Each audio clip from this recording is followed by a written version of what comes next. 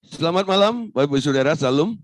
Malam hari ini kita boleh berjumpa kembali dalam acara online Discipleship. Malam hari ini temanya masih tentang langit baru, bumi baru. Ini bagian yang kedua, ya. Nah, Bapak Ibu Saudara, kita buka slide-nya supaya Bapak Ibu Saudara boleh mengikuti dengan lebih jelas karena ada panduan-panduannya. Oke, Saudara, tentang langit baru, bumi baru. Tadi malam kita sudah membahas apa sih langit baru, bumi baru. Langit baru, bumi baru itu tak lain tak bukan adalah kerajaan yang akan datang. Di sini nanti Allah Bapa yang akan memerintah menjadi raja karena dia akan menjadi yang utama dari semua yang utama. Ya, Yesus pun masuk ke dalam Bapa. Nah, ini luar biasa. Ini sebenarnya goal daripada setiap orang-orang percaya harus mencapai tempat ini. Bukan sekedar nyampe di kerajaan 1000 tahun, tapi kerajaan 1000 tahun itu masih ada di langit lama, bumi lama ya. Dan nanti langit lama, bumi lama digulung, nah disingkirkan, dilenyapkan, nah muncullah langit baru, bumi baru. Nanti keadaannya semua berbeda.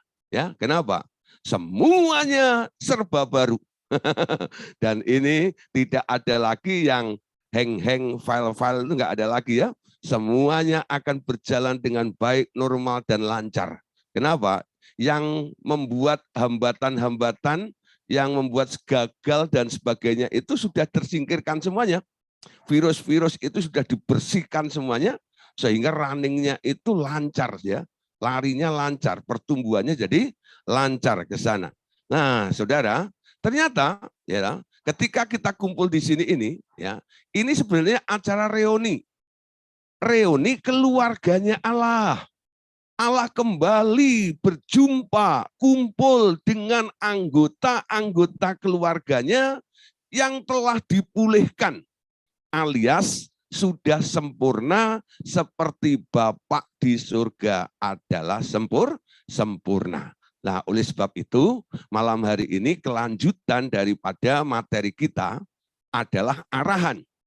Bagaimana kita bisa menggapai, bagaimana kita bisa mencapai tempat itu. Bagaimana kita bisa menduduki, bagaimana kita bisa menikmatinya nantinya. Ya, nah sekarang perlu diperhatikan. Hidup kita ini harus punya arah. Ya, kalau orang nggak punya arah dalam kehidupannya, perjalanannya hanya ngambang saja. Ya, jadi karena dapat jatah waktu 120 tahun, menurut SK yang telah Tuhan tetapkan dalam Kejadian 6 ayat yang ketiga, nah sisa-sisa hidup Anda itu hanya Anda pakai untuk ya pokoknya menghabiskan waktu saja. Tapi tanpa tujuan. Perhatikan baik-baik ya. Orang yang punya arah hidup, mereka punya tujuan. Kalau mereka nggak punya arah hidup, mereka nggak akan punya tujuan. Hanya sekedar hidup saja, lalu nikmati kebahagiaan, kesenangan-kesenangan yang sifatnya sementara ini. Nah, saudara, kalau Anda mengerti, ada yang namanya langit baru, bumi baru, ada yang namanya Yerusalem baru, kota Allah yang kudus itu. Nanti akan ada reuni keluarga Allah. Kerinduan itu harus dibangun mulai hari ini. Aku mau. Nanti kalau terjadi reuni di langit baru, bumi baru, salah satunya yang penduduknya yang tinggal di tempat itu adalah saya. Amin. Jangan pesimis. Waktu yang diberikan oleh Allah dalam kehidupan kita ini merupakan kesempatan. Asal Anda membangun hidup Anda, punya arah di dalam hidup itu. Amin. Nah, saudara, oleh sebab itu perhatikan. Arah hidup orang percaya itu kemana? Ya, Allah Bapa berkata begini, saudara. Aku memberi tahu hal-hal ini agar semua orang tahu kemana mereka pergi dan apa gunanya semua dalam kehidupan di bumi ini. Ternyata Allah Bapa berkata, yang sekarang yang kita lihat, yang kita rasakan, yang kita boleh nikmati, ya, itu sebenarnya hanya pendahuluan saja dari yang akan datang. Perhatikan baik-baik ya.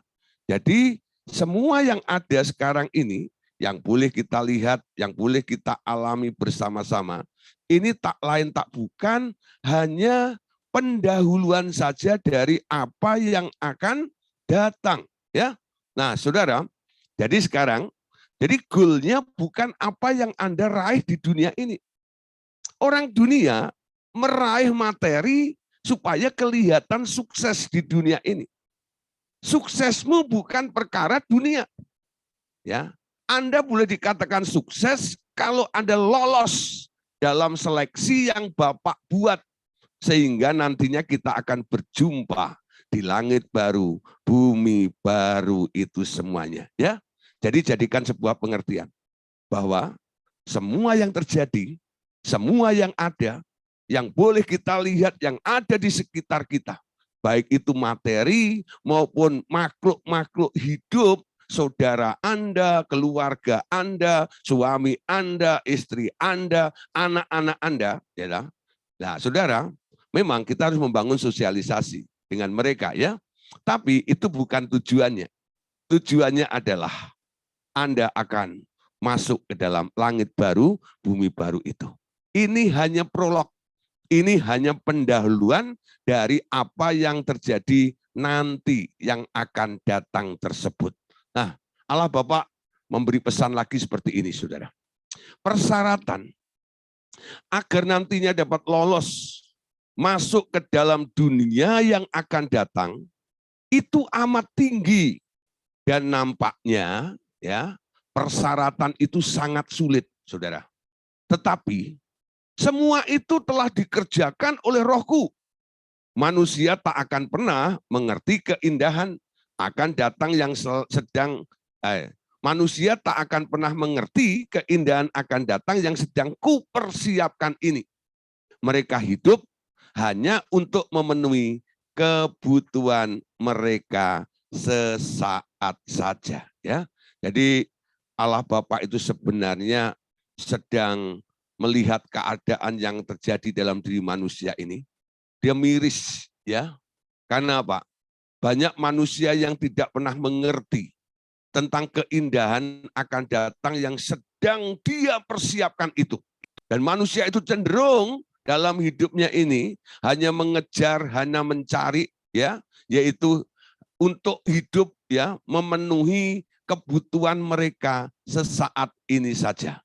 Kalau kita mengerti bahwa ada rencana yang indah yang telah Bapak persiapkan untuk hidup kita ini, Anda memandang semua yang indah-indah di dunia ini, itu tak lain tak bukan hanya sampah belaka. Dulu saya nggak mengerti, kenapa Paulus itu ketika menemukan Yesus, menemukan Kristus, menemukan kebenaran, mengerti tentang panggilan Allah, mengerti tentang rencana Allah di dalam kehidupannya, lalu dia mulai membuat statement. Statementnya itu luar biasa.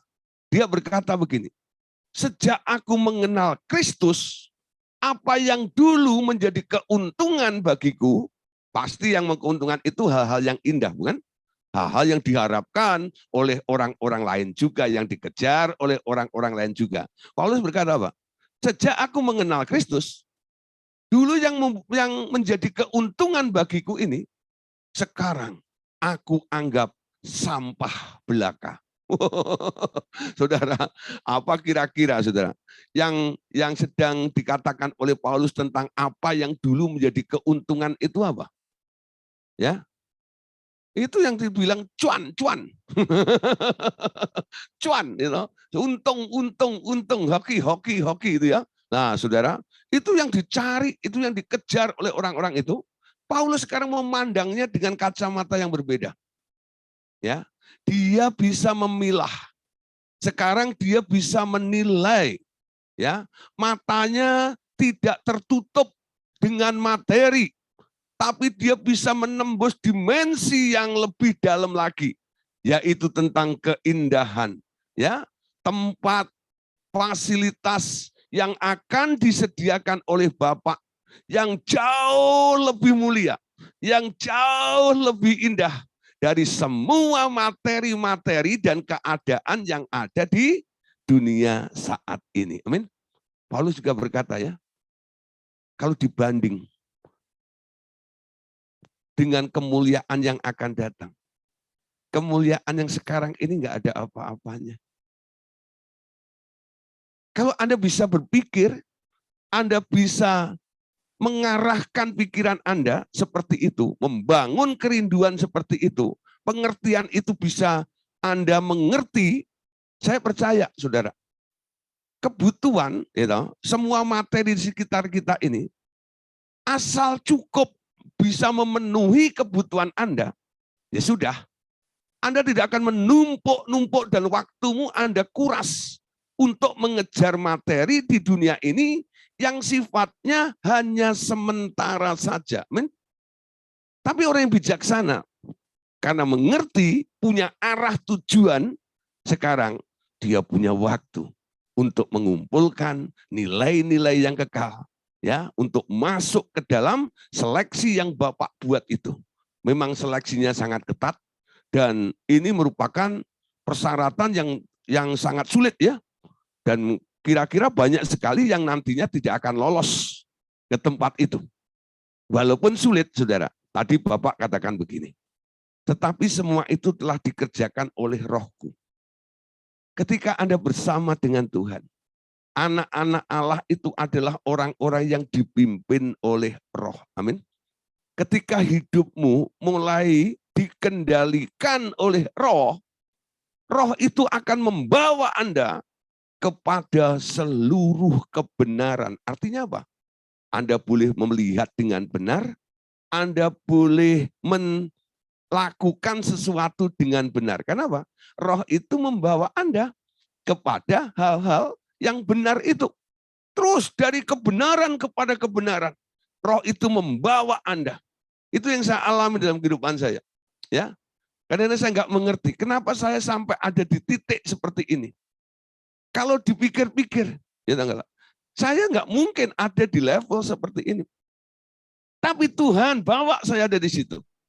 Itu yang dikatakan oleh Bapak, ya, bahwa semua itu telah dikerjakan oleh Rohku. Ketika saya mulai mengalir, mengikuti aliran pimpinan Roh di dalam kehidupan saya. Nah, Roh itu membuka dimensi-dimensi yang baru di dalam kehidupan saya sehingga saya menangkap, ya, walaupun saya tidak mendapatkan banyak tentang hal-hal yang sifatnya materi di dunia ini, tapi saya boleh melihat, ya, saya mendapatkan hal-hal, ya, nilai yang kekal yang lebih banyak dibanding orang-orang yang hanya sekedar mengejar perkara-perkara materi saja. Nah, Bapak Saudara, kita lihat lagi ya kelanjutan dari apa yang Bapak ingin sampaikan kepada kita semuanya. Namun, sebanyak orang yang berdamai dengan aku, akan kuperkenalkan kepada kebenaran yang akan datang ini. Ya, tadi kita katakan ya, Roh Kudus membawa kepada kebenaran. Mereka yang tak pernah mempedulikan masa depan ini, tidak pernah mempersiapkannya juga. Tapi mereka yang mencari kebenaran akan mengerti lebih banyak dan lebih mempersiapkan diri. Amin. Nah, mereka yang tak pernah mempedulikan masa depan ini tentang langit baru, bumi baru yang telah dipersiapkan oleh Allah itu, mereka tidak akan punya persiapan. Beda dengan mereka yang mencari kebenaran. Mereka akan lebih banyak mengerti tentang kebenaran yang Tuhan telah siapkan di dalam kehidupan kita. Ya, nah saudara, rencana Allah dalam kehidupan kita itu bukan sekedar Anda jadi sukses. Ya, kalau Anda membaca nih, ya dalam kitab Efesus katakan kita ini buatan Allah, Efesus 2:10 ya.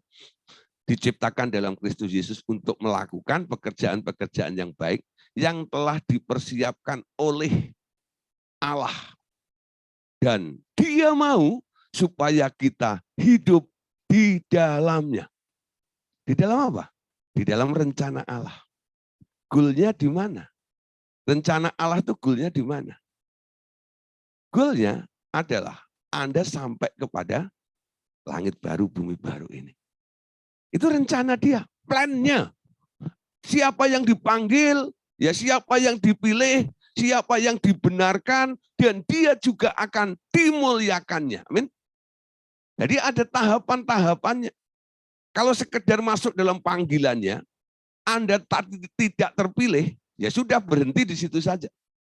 Setelah Anda dipanggil, pastikan Anda adalah orang yang dipilih. Amin. Nah, setelah Anda dipilih, Anda mulai dibenarkannya. Ya, dibenarkan itu artinya apa? Dibenarkan itu artinya dikoreksi. Amin. Nggak enak ya dikoreksi ya. Saya itu udah bener loh. Saya itu udah jadi orang baik. Satu kali ya, Mbak Bu Yuni, Bu, kurang ini, Bu, jangan gitu, gitu ya. Aduh, kepo banget sih Pak Gideon tuh. Kepo banget sih Pak Gideon itu. Ngapain sih urusin saya? Itu enggak. Lah, maksud saya sebagai leaders ya. Nah, saya mengoreksi nih, tujuan mengoreksi apa? Bukan benci, bukan marah. Mengoreksi itu memberitahu bahwa Anda ada di daerah yang salah. Ya. Dan yang mengoreksi itu berharap Anda keluar dari kesalahan itu. Supaya Anda jadi benar. Amin. Nah, itu makanya disebut koreksi itu sama dengan dibenarkan. Jadi cara Allah membenarkan itu dengan memberi koreksi di dalam kehidupan kita. Bukan ujuk-ujuk Anda yang salah jadi benar gitu ya. Kayak sulapan gitu. Enggak. Itu enggak tahu. Jadi membutuhkan respon Anda juga. Mau enggak dibenerin? Itu enggak tahu. Mau enggak dikoreksi? Supaya jadi benar nantinya. Itu enggak ya? Jadi Anda ini orang-orang yang dipanggil, dipilih, dibenarkan. Ketika Anda sudah dibenarkan, Anda akan masuk kepada dimensi yang baru. Namanya kemuliaan. Dimuliakan. Amin. Nah, tapi kalau nggak benar, Anda nggak akan masuk kepada tahap dimuliakan. Ada orang yang terus ada di fase ini loh. Dibenarkan ini. Dan itu berjalan terlalu lama. Kenapa? Karena Anda selalu protes. Ketika Roh Kudus ya menuntun Anda, mengoreksi Anda, memberitahu tentang hal-hal yang masih keliru di dalam hidup Anda nggak langsung nurut. Biasanya bantahan ya. Tapi kan, ini kan bisa dipakai gini, ini kan gitu-gitu. Lah, saudara, orang selalu maunya tinggal di daerah abu-abu. Betul nggak ya? Tuhan bilang apa? Kalau mau putih, putihlah. Kalau mau hitam, hitamlah. Betul nggak ya? Jadi jangan hitam setengah putih. Itu namanya abu-abu. Ya, ayo. Kalau mau jahat, jahat sekalian. Supaya jadi intipnya neraka. Itu nggak itu? Nah, kalau mau kudus, kuduslah sekalian. Amin. Ya, jangan setengah-setengah. Nah, Pak kan enak kolaborasi. Nggak bisa, enak aja. Kita kan harus keseimbangan ya Pak. Ya nggak bisa, saudara. Ini prinsip, betul nggak itu? Makanya Anda dibenarkan supaya Anda jadi orang benar. Amin. Berpikir benar, berperilaku benar, berkata-kata yang benar juga. Amin. Nah, itu seperti Bapak. Nanti dia ngomongnya selalu benar. Pikirannya selalu benar. Actionnya juga benar. Amin. Nah, saudara, dibenarkan baru nanti dipermuliakan. Jadi Tuhan mau kita. Arah hidup kita ini, kalau dia memang sedang mengkoreksi Anda, relakan saja. Terima kasih Tuhan. Karena engkau punya rencana untuk membawa aku ke dalam Yerusalem, baru kota Allah yang kudus ini. Apa yang tidak layak, apa yang belum benar di dalam hidup saya ini, silahkan beritahu saya. Ya, nah nanti dia tegur. Oh masih salah toh, masih gini ya. Terima kasih. Lalu minta arahan kepada dia. Bukan berpikir lagi, menurut keinginan kita. Kalau nggak boleh begini, sekarang apa yang harus aku lakukan? Betul? Ketika teguran itu terjadi dalam kehidupan Anda jangan mikir gimana ya benernya. Anda tanya sama yang menegur tadi itu. Kalau nggak boleh, sekarang apa yang boleh saya lakukan? Nanti dia akan menuntun kita kepada kebenaran berikutnya, saudara. Hidup kita itu harusnya selalu bertanya kepada Tuhan. Kalau Anda tidak tanya pada Tuhan, Anda akan jadi orang sesat. Ya, pertumbuhanmu juga tidak akan maksimal dan tidak mengalami kecepatan. Ya, mari kita lihat apa yang dilakukan oleh Rasul Paulus untuk mengejar ya nilai kehidupan yang lebih mulia dibanding dunia ini. Filipi pasal 3 ayat 13 sampai ayat yang ke-15. Saudara perhatikan di sini.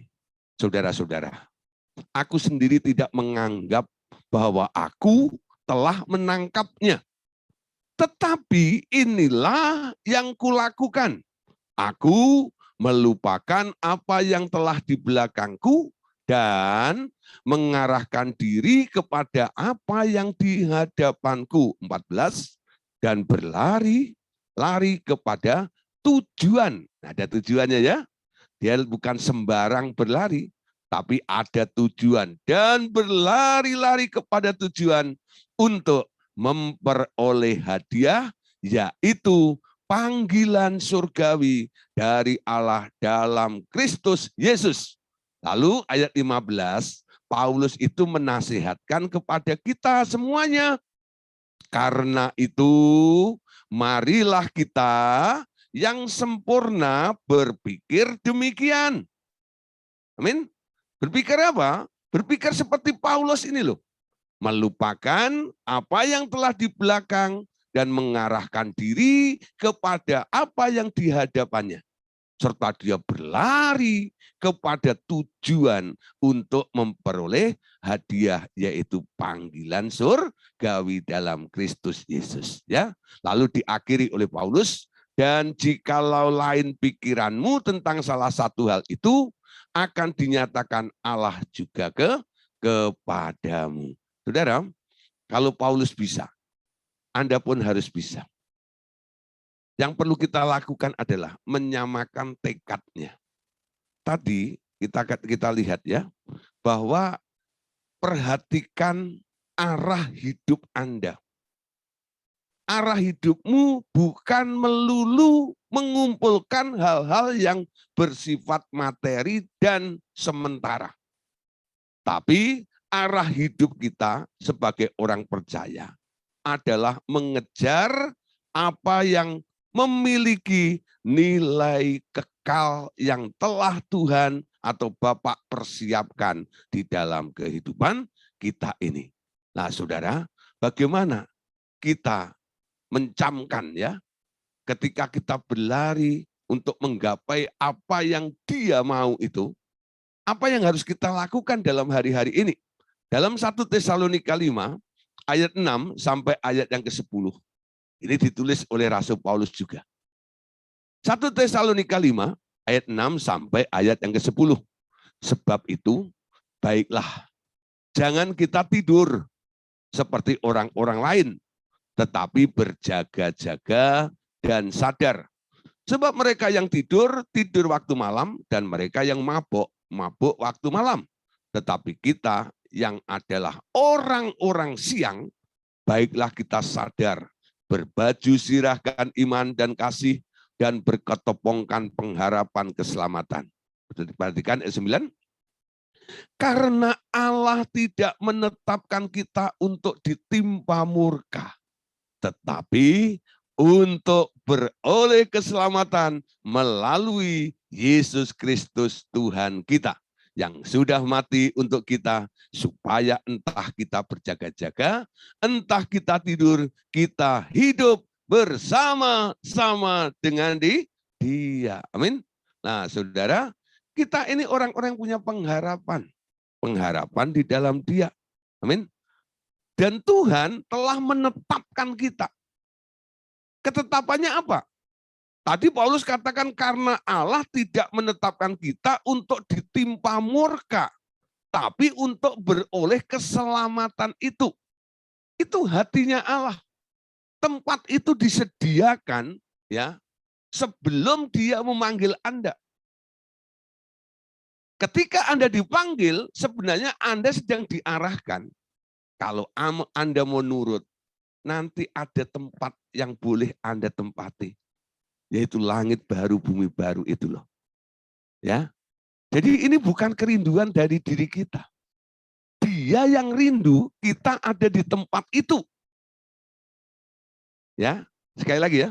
Itu bukan keluar atau muncul dari keinginan kita.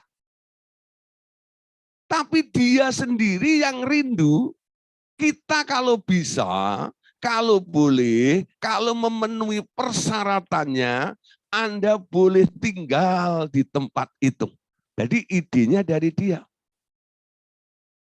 Supaya apa? Anda tidak ditimpa murka. Nah, oleh sebab itu, hargai kerinduan daripada Bapak itu. Hidup dalam rencananya. Oke, kalau engkau menyediakan tempat yang indah itu pasti untuk aku. Aku mau ke sana. Aku mau tinggal di tempat itu. Nah, sekarang PR Anda adalah melihat persyaratan untuk masuk tinggal di tempat itu apa. Kemarin sudah kita bahas ya. Penduduknya di sana itu adalah orang-orang yang taat tanpa syarat. Amin. Penduduknya adalah orang-orang yang taat tanpa syarat. Mulai belajar ya, arah hidup Anda. Nanti harus Anda tunjukkan penilaian di hadapan Allah ketika Allah menilai hidup Anda. Anda didapati orang-orang yang taat. Taat tanpa syarat. Nah, biasanya begini, saudara, ya. Tuhan itu memberikan kepada kita kondisi yang tidak mengenakkan. Ketika dagingmu harus menderita, apakah Anda masih bisa taat atau tidak? Ya, masih bisa taat atau tidak? Ketika Anda lulus ujian itu, nah saudara, Tuhan akan senang. Dia akan senyum. Itu yang aku harapkan. Kamu taat bukan karena menerima sesuatu dariku. Kamu taat karena kamu mengasihi aku. Kamu taat karena kamu respect, ya, menghargai aku. Kamu taat. Taat tanpa syarat sedikit pun. Mulai belajar hari ini. Ketika Anda taat, jangan ada embel-embelnya. Ya, mulai taat. Itu yang dicari oleh Tuhan. Ketika menemukannya, nah Anda kandidat ke sana. Nah, saudara, sebelum hal itu terjadi, kita akan melihat satu fase seperti di mana kemarin sudah kita bahas juga ya tentang urutan-urutan peristiwa itu. Salah satunya adalah kedatangan Kristus kedua kali. Nah, ini yang sering dikenal dengan istilah rapture, ya, kedatangan Kristus kedua kali. Tentang kedatangan Kristus kedua kali ini, Allah Bapa akan memberitahu kepada kita juga. Di sini Bapak berkata, aku hendak memberitahu hal kedatangan anakku yang kedua. Apa yang mau Bapak beritahu pada kita? Bapak katakan, kalau ia datang, akan ada pemisahan antara orang percaya. Saudara ya, ini kelasnya bukan kelas antara orang nggak percaya dan orang percaya. Tapi apa yang dikatakan oleh Bapak ini adalah perbedaan antara orang percaya nanti akan dipisahkan. Ya, nah, jadi saya ulang ya. Bapak berkata, aku hendak memberitahu hal kedatangan anakku yang kedua. Kalau ia datang akan ada pemisahan antara orang percaya. Nah, apa yang dimaksud oleh Bapak ini? Yang siap, orang percaya yang siap, akan kedatangan Tuhan Yesus kali kedua ini, mereka akan menyongsongnya di udara. Artinya rapture. Namun, sebagian mereka yang terikat berat dengan hal-hal duniawi, yang masih mengendalikan kekuatan dirinya sendiri, dan tak mau melepaskan diri dari ikatan itu, akan harus mendaki dengan kekuatannya sendiri pula, alias ketinggalan. Ya, nah saudara, nanti ada orang-orang percaya yang nggak rapture. Ya, ada orang-orang yang percaya yang nggak rapture, nggak keangkat. Yang keangkat itu adalah mereka-mereka yang siap menyongsong kedatangan Yesus kali kedua. Ketika Yesus turun, dia langsung kesedot ke sana ya, ketemu, mengalami perjumpaan di udara. Lalu terjadi nyanyian di sana. Ada pertemuan di udara. Pertemuan yang manis. Amin. Saya rindu ketemu di sana jauh di udara. Ya. Yang belum tahu lagunya itu pasti belum lahir waktu itu. Nah, itu lagu pengangkatan ala Pantekosta. Nah, kerinduan kita ada pertemuan di udara. Nah, itu sudah diajarkan oleh tokoh-tokoh kekristenan zaman masa-masa lampau bahwa akan ada di situ. Apakah Anda ikut enggak di situ menyongsong dia? Apakah Anda nantinya menjadi orang percaya yang harus mengandalkan kekuatan Anda untuk bisa naik ke level itu? Dan itu pun tidak mengalami pengangkatan seperti itu, dan Anda harus tetap mengalami perjumpaan dengan antikris di bumi itu. Nah, saudara, sekarang perhatikan ya, apa yang dikatakan oleh Bapak berikutnya. Nah, ini penting lagi nih. Artinya, mereka harus mengandalkan kemampuan mereka sendiri untuk mentaati firman-Ku. Seperti sedikit orang-orang yang berhasil lolos pada masa perjanjian lama. Mereka kemudian akan datang kepadaku dan dihakimi menurut perbuatan mereka. Berbeda dengan mereka yang dari awal menyadari ketidakmampuan daging mereka dan merendahkan diri untuk diambil alih oleh Roh Kudus dan bekerja sama dengan aku, mereka akan diadili menurut iman mereka. Ya, ada dua macam kelompok yang nanti akan sama-sama dihakimi. Yang pertama, mereka akan dihakimi menurut ya, mereka akan datang padaku dihakimi menurut perbuatan mereka, ya. Nah, tapi ada juga yang dihakimi menurut iman mereka. Kira-kira Bapak Ibu Saudara, nanti termasuk golongan yang mana? Dihakimi menurut perbuatan Anda atau dihakimi menurut iman kita, ya. Nah, untuk kita bisa ditolong dihakimi menurut iman Anda, tadi dikatakan ya, orang-orang tersebut harus melatih dirinya untuk tiap hari boleh menyerah kepada pimpinan Roh Kudus. Saya selalu ajarkan ya, kalau berdoa, Anda boleh berkata, Roh Kudus take over, ambil alih seluruh pemikiranku, ambil alih semua yang akan aku putuskan, ambil alih semua keinginanku.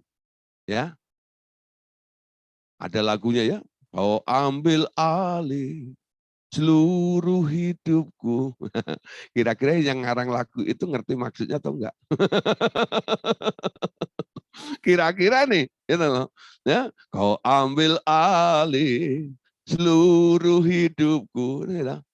Maksudnya apa nih? Kau ambil alih seluruh hidupku. Nah, malam hari ini kita belajar seluruh kehendak kita, seluruh kemauan kita, biar Roh Kudus arahkan.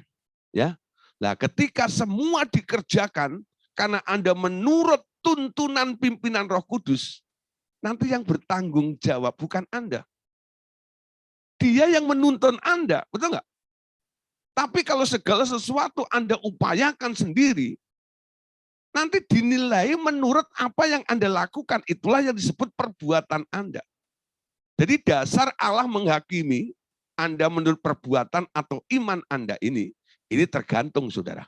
Ya, tergantung bagaimana apa yang Anda lakukan sebelum masa penghakiman itu terjadi. Ya, 1 Korintus pasal 3 ayat 12 sampai ayat yang ke-15. Entah orang membangun di atas dasar ini dengan emas, perak atau batu permata, kayu, rumput kering atau jerami. Sekali-kali pekerjaan masing-masing orang akan tampak. Karena hari Tuhan akan menyatakannya. Sebab hari itu akan tampak dengan api. Dan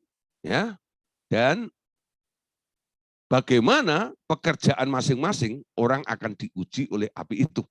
Jika pekerjaan yang dibangun seseorang tahan uji, ia akan mendapat upah. Jika pekerjaannya terbakar, ia akan menderita kerugian. Ia sendiri akan diselamatkan, tetapi seperti dari dalam api. Nah, saudara, jadi orang Kristen bukan sekedar selamat. Ya, banyak orang hanya kalau sudah selamatkan sudah puas. Setelah Anda diselamatkan itu, Anda ya sebenarnya punya PR yang harus Anda kerjakan. Ya, sebenarnya masalah selamat itu kan masalah pindah kerajaan. Dulu Anda masih ada di dalam kerajaan dunia dengan segala sistemnya. Lalu Anda dipindahkan ke dalam kerajaan anaknya yang kekasih. Di dalam kerajaan anaknya yang kekasih itu apa yang Anda perbuat? Kalau Anda nggak berbuat sesuatu di kerajaan anaknya yang kekasih itu, ya Anda sekedar selamat saja. Tapi saudara, ada banyak perkara. Nanti Tuhan akan mengadili ya orang-orang yang percaya itu. Dan mereka akan mendapat penilaian yang berbeda satu dengan yang lainnya. Tergantung saudara. Kalau mereka melakukannya dengan materi, ya tadi dikatakan bahan dasarnya, ada rumput, ada jerami, ada kayu. Ketika api ujian itu datang, kebakar habis. Tapi yang bahan materi membangunnya adalah dari emas, perak. Betul nggak? Nah, ketika dibakar, semakin mulia. Nah, bicara tentang materi atau bahan dasar itu bicara apa? Artinya apa? Ya, materi atau bahan dasar itu sebenarnya bicara tentang motivasi. Motivasimu ikut pemuridan apa? Motivasimu ikut Tuhan Yesus apa? Motivasimu beribadah apa? Motivasimu ketika Anda memberikan korban persembahan, ya apa? Ya, nah saudara, kalau motivasimu bukan kasih, semuanya nggak ada nilainya. Itu dianggap kayu, itu dianggap jerami, itu dianggap kertas atau rumput, pasti kebakar. Ya, kalau toh lolos, selamat seperti keluar dari api. Tapi yang kualitasnya emas beda, saudara. Semakin berkilau, semakin kinclong. Kenapa? Emas itu semakin masuk ke api, dia dilebur semakin murni. Semakin dimurnikan untuk bertambah kapasitas kualitasnya. Ya, nah, oleh sebab itu jaga baik-baik motivasi kita. Paulus menulis dalam konteks kasih ya, itu di dalam 1 Korintus pasal 13 itu, ya, katakan gini. Meskipun orang bisa bernubuat, orang bisa begini, begitu dan sebagainya, ya. Kalau tidak didasari kasih, itu sama seperti gong yang bergemerincing, nggak ada gunanya, nggak ada faedahnya. Apapun yang Anda kerjakan, lakukan karena Anda mengasihi Tuhan. Amin. Dasarnya seperti itu. Karena Anda mengasihi Tuhan. Karena Anda mengasihi Tuhan, waktu Dia menyuruh Anda, Dia akan taat. Kamu mengasihi aku kalau kamu menuruti segala perintahku. Amin. Itu dasarnya. Jadi apapun yang Anda lakukan, motivasinya harus kasih. Amin. Nah, sekarang lanjut. Nah, mereka yang mengandalkan aku dari sekarang akan menerima hidupku dan memiliki kelimpahan dari sekarang. Roh mereka akan dilatih menjadi pemimpin, menjadi penguasa, menjadi seorang pemegang pemerintahan, dan akan memerintah bersama anakku dalam pemerintahan kerajaan 1000 tahun. Waktunya tiba bahwa semua yang dinubuatkan para nabi di masa lalu akan terpenuhi. Nah, saudara, ketika rapture terjadi, kita semua diangkat di sana. Ketika Tuhan Yesus menjadi raja dalam kerajaan 1000 tahun ini, nanti dia memilih dari beberapa kandidat orang-orang yang boleh ikut bersama-sama memerintah bersama dengan dia. Siapa kira-kira? Apakah Anda? Kalau Anda tidak memerintah bersama Yesus di dalam kerajaan 1000 tahun, Anda jadi orang yang diperintah, betul nggak? Menjadi rakyat jelata di tempat itu. Ini kesempatan, saudara. Ya. Nah, sebelum hal itu terjadi, paling enggak Anda punya plan atau punya punya target nanti ketika saya ikut rapture. Paling enggak saya jadi Pak RT. RT 3, RW 5. RT 3, RW 5. Ya toh. Siapa itu RT-nya? Oh, Bu Eva. Oh, RT 3 itu ya? Nah, ya toh. Ya toh, bagian Gading Serpong itu. Siapa itu? Nah, itu ketua RT, ya toh, ketua RW. Nah, saudara, paling tidak Anda mulai ini punya target nih. Jadi apa ya kira-kira pantasnya saya nanti? Nah, Anda boleh persiapkan mulai hari ini, ya. Dan nanti paling enggak kita bangga ini ya, walaupun RT cukup bagi Anda ya, tapi kalau bisa lebih ya enggak apa-apa, ya. Nah, saya pengennya paling enggak wali kota. Wali kota Solo. Nah, paling enggak seperti gitu ya. Nah, kalau bisa naik ya gubernur. Gubernur ibu kota Nusantara. Nanti kalau udah jadi daerahnya ya. Nah, saudara, kita paling enggak punya impian ke sana, atau enggak? Semua orang yang punya arah, tujuan ya, sebagai orang percaya. Target itu pasti Anda buat. Amin. Bukan sekedar selamat toh, tapi boleh mendapatkan rewardnya nanti di sana. Paling tidak juga ikut memerintah bersama dengan Tuhan Yesus. Amin.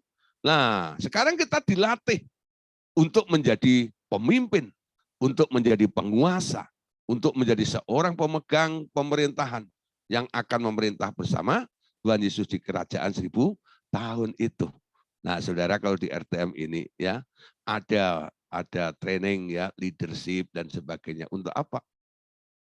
Ya itu mempersiapkan.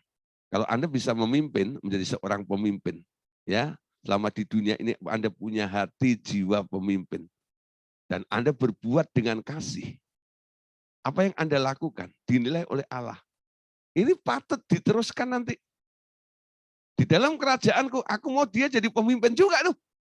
Nah, kalau di dunia ini yang menjadi prolog atau pendahuluan dari dunia yang akan datang itu, Anda nggak bisa mengerjakannya, bagaimana Anda bisa dipercayakan nanti ke depannya? Amin. Ya, jadi sedang dipersiapkan supaya Anda boleh menjadi pemimpin, ya, pemegang penguasa seorang, ya, dan pemerintahan dan yang lainnya. Nah, kita lanjutkan lagi. Banyak orang yang sekarang mengaku sebagai hambaku, ya, nanti akan terkejut bahwa mereka akan diadili bukan berdasarkan iman mereka saja, tetapi juga berdasar beberapa besar unsur kedagingan mereka dalam pekerjaan yang mereka lakukan. Ternyata hanya sedikit orang yang akan lolos dalam tes dan diterima pekerjaannya. Berbeda sekali dengan mereka yang mau benar-benar taat akan bimbinganku. Amin. Lukas 12 ayat 37 sampai ayat yang ke-40. Berbahagialah hamba-hamba yang didapati tuannya berjaga-jaga ketika ia datang.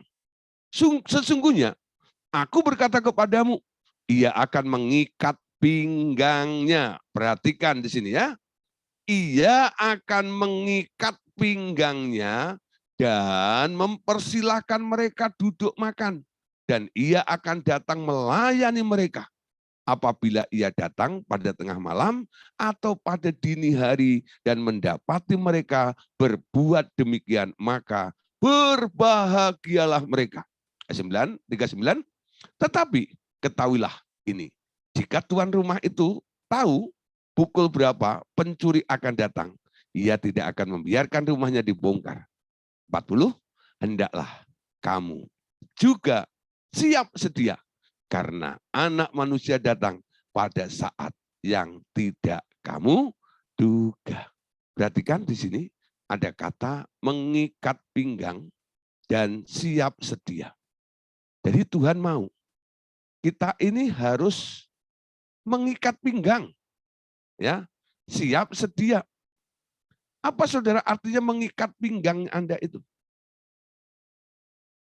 Ya, seorang hamba biasanya ya, kalau dia mau menyediakan makan bagi tuannya, dia ikat pinggangnya. Tuannya minta makan, padahal dia juga lapar, saudara. Dia ikat pinggangnya dulu. Dia melayani dulu tuannya. Tuan, makanlah dulu. Prioritas. Bukan untuk diri sendiri. Bukan untuk kesenangan diri sendiri. Bukan mengejar kebutuhan diri sendiri. Tapi mengutamakan bos. Mengutamakan Tuhan di dalam kehidupan kita. Nah, itu namanya mengikat pinggang. Ikat pinggangmu. Dan layani Tuhanmu. Amin. Siap sedia. Karena dia datang secara mendadak. Secara tiba-tiba. Ketika dia ujuk-ujuk mak gedebuk datang. Nah, apakah Anda terkejut? Kok datang?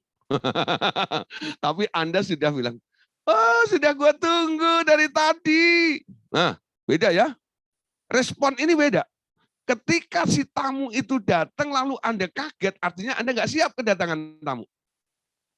Tapi ketika Anda bersuka cita, itu artinya Anda siap untuk menyambut, menerima tamu tersebut. Ya, kedatangan anak manusia sama. Ketika dia datang dengan tiba-tiba itu, apakah Anda terkejut? Atau Anda sudah siap atau tidak? Nah sekarang, Bapak menasihatkan kepada kita. Sekarang, saudara, dapat kau pahami. Mereka yang benar-benar mau dipimpin rohku akan betul-betul diubah menjadi serupa anakku. Dan mereka yang sangat bergantung kepada pikiran mereka dan interpretasi sendiri terhadap firmanku akan mendapat sedikit sekali kemungkinan mencapai kepenuhan anakku. Juga kemuliaan mereka tak akan pernah mencapai standarku. Berapa di antara mereka akan hanya tiba cukup untuk sekedar tidak dibuang ke neraka saja. Ya, banyak sekali yang hamba-hamba Tuhan, ya, mereka menginterpretasi firman. Firman Tuhan, Alkitab itu kan pewahyuan dari Allah. Allah berfirman, lalu dituliskan. Ketika kita mau menjabarkan tentang firman itu, kita nggak bisa memikirkan atau menginterpretasi, menafsirkan firman itu menurut pikiran kita. Nggak bisa. Kita harus tanya kembali kepada yang berfirman itu. Tuhan, ayat ini engkau tulis, ya, kalau disampaikan kepada jemaat di RTM ini, artinya apa ya? Nah, jangan Anda mencari kambing hitamnya dulu. Ya toh? Wah, aku mau khotbah nih. Nanti ada Pak Simon. Dia mau cari-cari dulu. Dia itu sedang ngapain? Dia punya kesalahan apa? Sifatnya bagaimana? Ya. Lalu saya comot ayat ini. Untuk apa? Untuk hajar Pak Simon. Supaya kapok itu orang.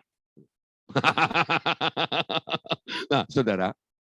Jadi Anda comot ayat, Anda artikan sendiri, lalu Anda lempar kepada orang lain.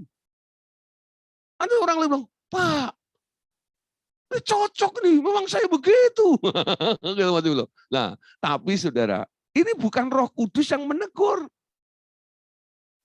Anda yang sudah mendapatkan informasi, lalu Anda menginterpretasi firman. Ya, Anda sudah mengetahui situasinya, lalu Anda cocok-cocokin. Firman apa yang cocok ya? Firman apa yang cocok ya? Firman apa yang cocok ya? Dulu saudara, ya, kalau saya diundang khotbah di sebuah gereja itu ya, nah kadang-kadang yang mengundang itu masih teman saya, pendeta gembalanya. Lalu saya telepon, bro, ya, saya mesti khotbah apa? Nah, oh, khotbah tentang ketaatan. Kenapa saya harus khotbah ketaatan? Ya, saya interogasi dulu tuh pendetanya. Dengan ada apa sebenarnya dengan gereja Anda? Bagaimana kondisi jemaat Anda? Lalu dia cerita, Pak, ya tahu bro, dia panggil saya juga bro ya, kan dia bro, bro, saya kewalahan menghadapi jemaat. Kalau saya yang menegur kan nggak enak, nggak enaknya gimana? Ya kalau saya tegur dia marah, saya nggak dapat persepuluhan nanti. Ujung-ujung persepuluhan lagi itu, gitu. Jadi tolong bro ya, bro yang marah-marah saja di mimbar, tegur aja, habisin aja dia. Gitu. Nah nanti minggu depan saya khotbah, saya siram dengan air, saya sejukkan hatinya mereka. Wah, wah saudara, wah dapat PR seperti itu, udah lihat kondisinya. Saya sibuk nih cari ayat. Kira-kira ayatnya apa ya? Buat tempat jemaat itu seperti apa itu? Ya, nah firman saya arahkan menurut penafsiran saya. Betul nggak ya? Nah di situ saudara, Tuhan melihat Gideon, kamu khotbah. Orang khotbah itu sebenarnya menyampaikan isi hati Allah. Amin. Bukan menyampaikan isi hatimu. Bukan menyampaikan buah pikiranmu. Tapi engkau mentransfer hatinya Allah, pikiran Allah kepada jemaat itu. Apa yang Allah mau kerjakan terjadi atas gereja dan jemaat itu. Amin. Nah, lama-lama Tuhan latih saya. Ya, untuk apa? Saya punya style yang berbeda. Nah, dari situ saya mulai belajar.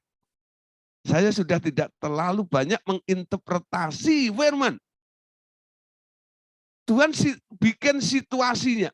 Satu kali diundang nih, saya tanya sama teman saya itu, saya mesti khotbah apa? Sudah mengalir saja. Mengalir itu maksudnya sakarepmu, apa terserah. Nah, saudara, saya masih cari tahu lagi. Apa yang perlu saya bantu untuk mengajak jemaat di sana supaya bertumbuh gini dan itu loh.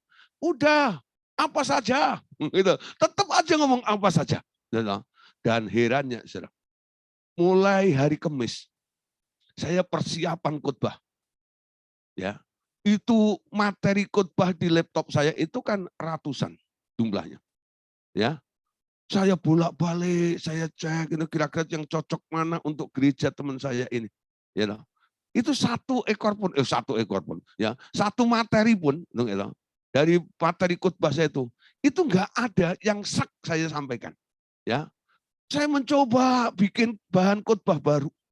Saya cari ayat ini, cari ayat itu, ya, coret-coret ini, coret-coret begitu, lah, dengan sistem sistematis khotbah gitu ya. Saya coba cari gini macam gitu ya. sampai hari Sabtu ya, itu nggak jadi-jadi. Ya saya bingung ya, ketemu ayat ini, tapi larinya kemana? Nggak ketemu. Sampai akhirnya minggu pagi, karena saya masih khotbah di tempat itu 3 kali, saudara. Ya, khotbah 3 kali, jam 8, ya, jam 10, sama jam 5 sore. Saya berangkat ke daerah Lipo Karawaci sana. Eng-ingeng. Nyampe di sana, saya berangkat belum tahu mesti khotbah apa. Saya duduk, jemaat memuji Tuhan, saya buka-buka laptop, ya masih pakai buku Alkitab juga, ya toh. Alkitab buku itu saya bawa juga. Jadi akhirnya selesai pujian, saya disuruh naik ke depan, ya. Saya belum tahu mesti khotbah apa. Laptopnya saya bawa ke depan juga. Saya buka ini, gitu. Siapa tahu nanti Roh Kudus ingetin, tunjuk ini gitu ya. Nah, itu kan materi sudah saya pahami gitu. Ternyata Roh Kudus nggak interest dengan khotbah saya di laptop itu, ya. Nah, akhirnya saya pakai Alkitab manual saya ini, Alkitab buku itu. Saya taruh, laptop saya tutup, taruh di bawah, Alkitab di atasnya. Ya, saya nyembah Tuhan. Ketika nyembah Tuhan gitu, Roh Kudus kasih satu ayat. Dan ayatnya bagus sekali. Maksudnya bagus gini, saya belum pernah buka ayat itu. Maksudnya saya nggak terlalu familiar dengan ayat itu. Ya, kalau mungkin ya Maleakhi 3 ayat 10 gitu, kan itu sangat familiar gitu ya, pasti tahu gitu ya. Nah, atau Yohanes 3:16 atau gitu ya. Tapi ayat itu saya nggak ngerti, ini ayat bunyinya apa ya. Tapi saya mengalir aja, ikutin. Mari Bapak Ibu Saudara kita buka ayat ini. Ya. Mari kita buka ayat ini. Nah, Saudara, ketika saya buka, ayatnya bagus. Walaupun ayatnya bagus, saya nggak ngerti mesti kemana, mesti ngapain.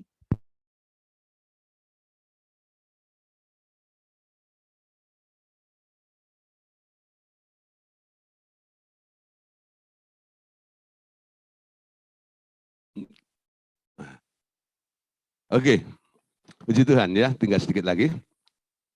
Jadi tadi saya cerita tentang udah naik ya di mimbar itu, terus saya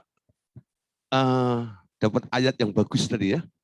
Nah, ketika saya dapat ayat yang bagus tadi, saya berpikir nih, gitu, mesti kemana? Gitu, saya nggak tahu. Nah, disitulah saya mulai menyerah. Roh Kudus, embuh nih, nggak ngerti apa yang harus saya sampaikan kepada jemaat itu.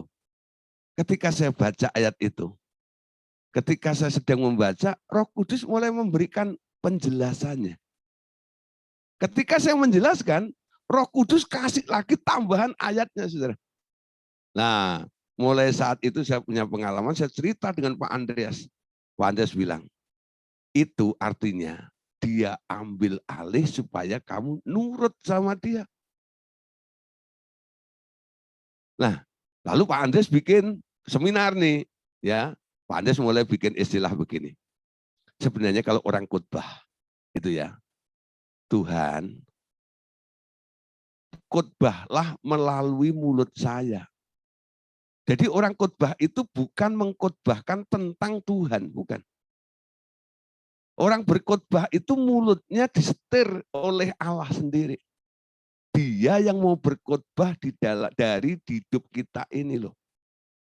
Bukan pengetahuanmu tentang Tuhan, lalu Anda menjelaskan tentang Tuhan itu kepada orang lain, bukan.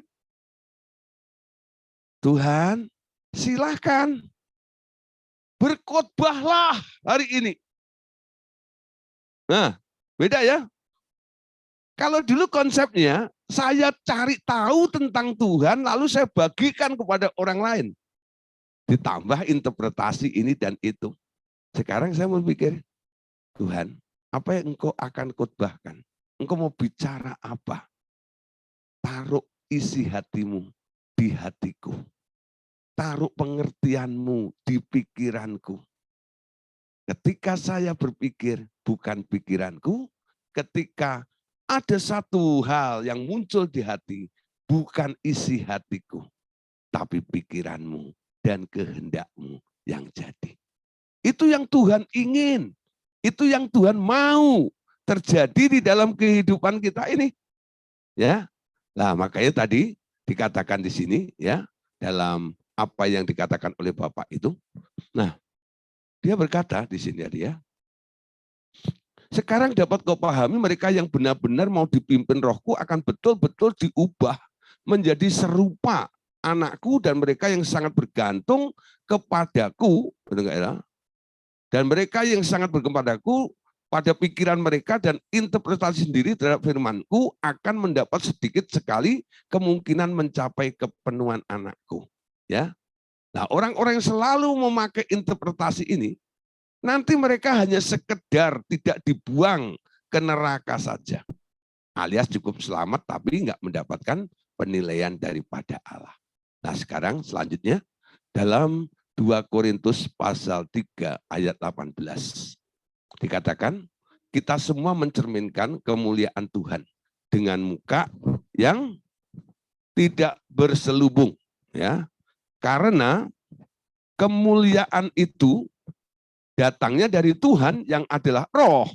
Maka kita sedang diubah menjadi serupa dengan gambarnya dalam kemuliaan yang semakin besar, ya. Jadi Tuhan mau kita bertumbuh terus mencapai titik kemuliaan, tambah hari semakin besar dari dalam kehidupan kita ini. Nah, saudara, sampai akhirnya nanti, ya, Tuhan akan memakai kita, membawa kita, menjadikan kita sebagai generasi yang baru. Ya, nah, apa itu generasi yang baru? Namun sekarang telah bertumbuh banyak orang percaya baru di mana-mana. Yaitu mereka yang menyerong kerajaanku dan benar-benar telah diubahkan seperti anakku.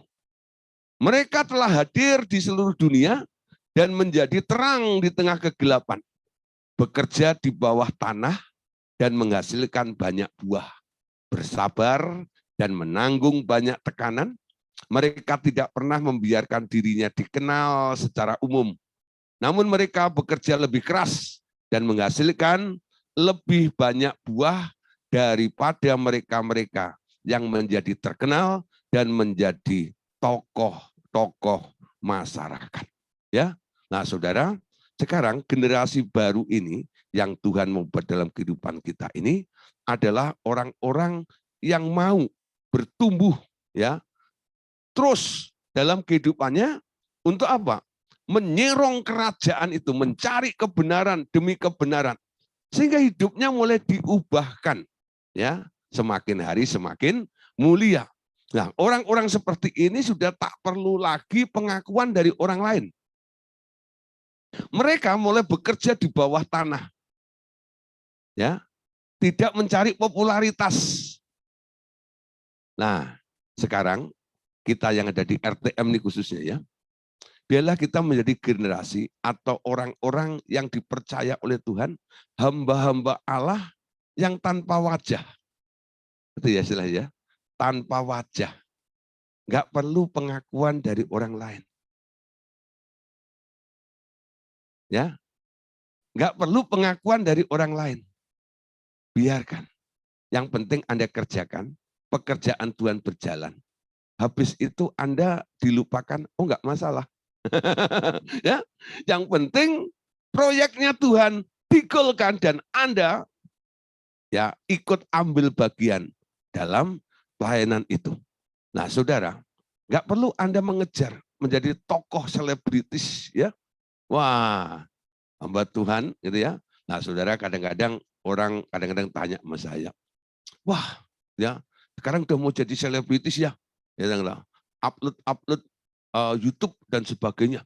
Nah, dikira saya upload YouTube itu cari popularitas. Benar enggak? Ini kebutuhan karena banyaknya permintaan orang-orang yang mau mereview pelajaran berikutnya, bukan? Ya. Nah, kalau nggak direkam, kenapa Pak nggak direkam? Saya kan masih pengen mempelajari lagi. Tapi ada orang-orang bikin TikTok, Tok-tik atau TikTok nggak ngerti. TikTok, TikTok, TikTok. Untuk apa? Oh, gitu ya. Oh.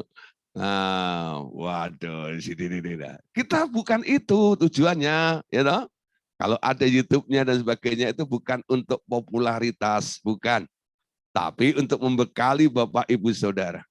Kalau toh kadang-kadang saya juga mungkin kirim ke grup-grup ya, Facebook di mana-mana gitu supaya orang-orang Kristen yang kumpul di sana tahu tentang kebenaran itu. Bukan nama Gideonnya yang dikenal, tapi pengajaran yang jarang dikhotbahkan di gereja ini paling enggak nyampe ke telinga mereka, bukan? Ya. Itu tujuannya, goalnya. Kita tidak mengharapkan orang mengenal kita, enggak, ya.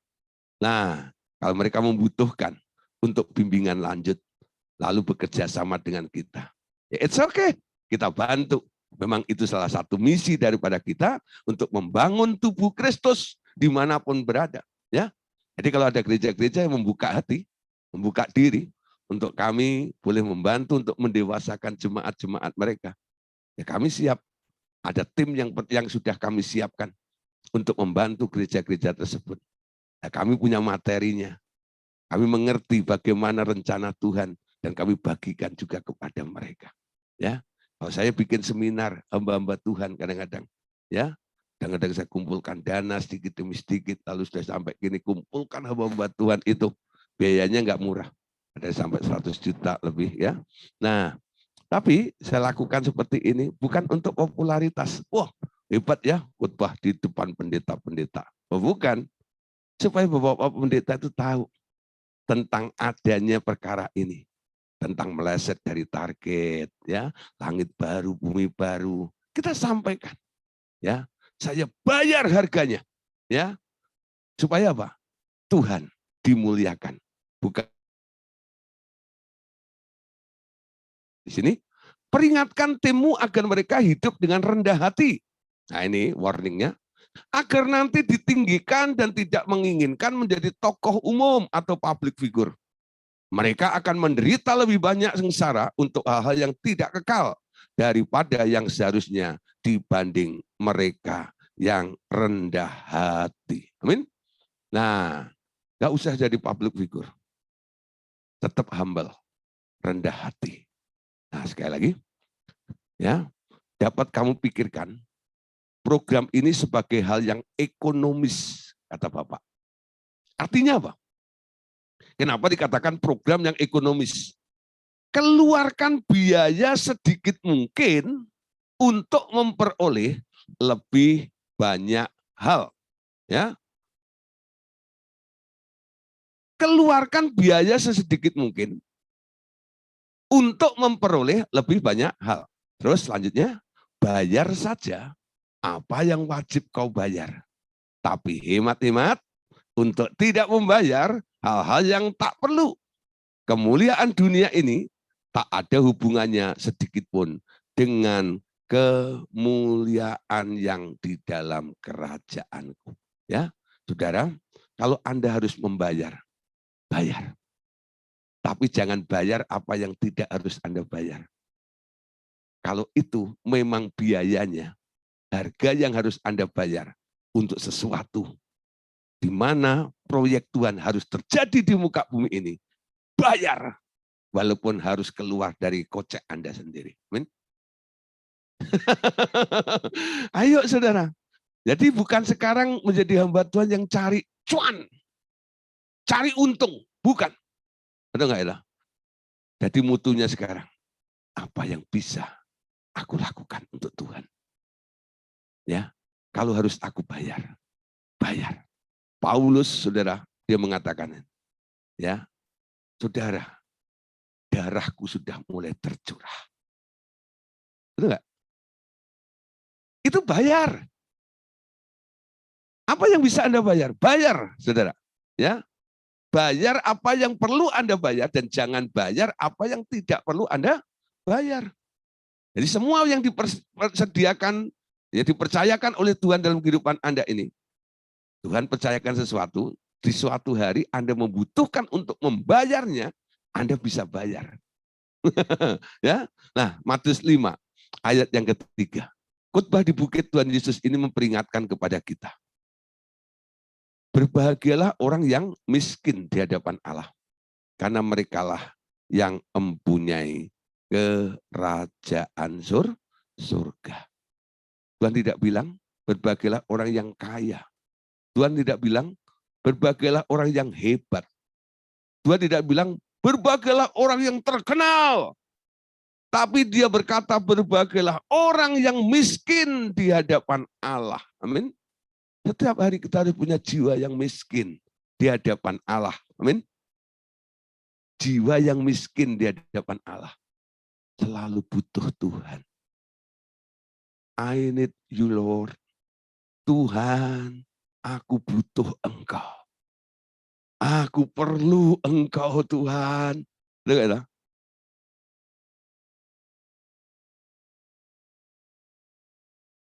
karena merekalah yang akan punya kerajaan Allah. Lukas 6 ayat 20. Ayat terakhir kita malam hari ini. Lalu Yesus memandang murid-muridnya dan berkata, berbahagialah, hei kamu yang miskin, karena kamulah yang punya kerajaan Allah. Jadi dua ayat ini ditulis ya oleh penulis yang berbeda, ditangkap dari khotbah Tuhan Yesus ketika ada di bukit itu. Berbahagia ya ketika kita merasa nothing. Ketika Anda merasa nothing bersama dengan Tuhan Yesus, Anda akan jadi something ya, jadi sesuatu. Ada sesuatu yang terjadi, pergerakan itu terjadi. Nah, Bapak Saudara, besok kita akan lanjutkan tentang pelajaran langit baru, bumi baru. Yaitu tentang bagaimana proses penyempurnaan. Karena kalau nggak sempurna, nggak nyampe. Yang disebut ketaatan tanpa syarat itu adalah sempurna. Bagaimana penyempurnaan itu boleh terjadi di dalam kehidupan kita. Seperti apa yang saya katakan kemarin. Seperti komputer yang banyak bugs-nya, banyak kutunya itu. Dan itu menghambat kesempurnaan. Kutu-kutu itu harus basmi habis. Ya, supaya apa? Program itu lancar. Sesuai dengan fungsi yang diharapkannya. Hidup kita juga seperti itu. Oke, puji Tuhan. Tuhan Yesus memberkati kita semuanya. Amin.